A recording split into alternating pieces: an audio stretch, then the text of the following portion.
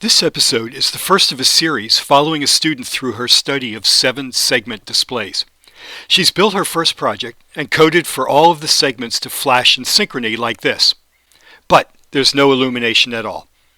For the hardware, in all of these 7-segment episodes, the jumpers from the Arduino pins to the display pins will be correct. You can see that I've glued them in place. Here's the code. Take a look at this, see if you can troubleshoot the mistakes. On the hardware, since there's no illumination, I need to consider a power problem, and so disconnect. Recall that I said the jumpers from the Arduino to the display will always be correct. That leaves just one other component, the current limiting resistor. She's used a 10K, which limits the current for the entire display to 50 microamps. Here's the correction with a 100 ohm, and now the segments are sharing 5 milliamps.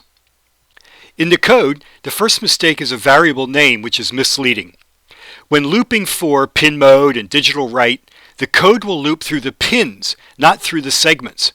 So a better name would indicate what the variable holds, which is the Arduino pin currently being affected. The item delay variable holds a number of milliseconds to display the segments in each of the states, on and off. A value of 1 is way too small for the human eye to see. Bumping it up to 500 means it will flash at 1 Hz. There's no need for a delay when setting the pin modes. There's no user observation, so this should run at full speed. There are 8 Arduino pins dedicated to segments on the display. They are pin 2 to pin 9. So the loop must go up to or equal to 9.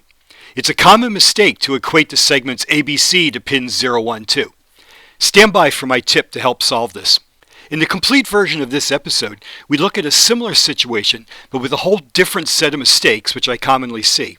It will be another challenge for you to find them. Here's a tip.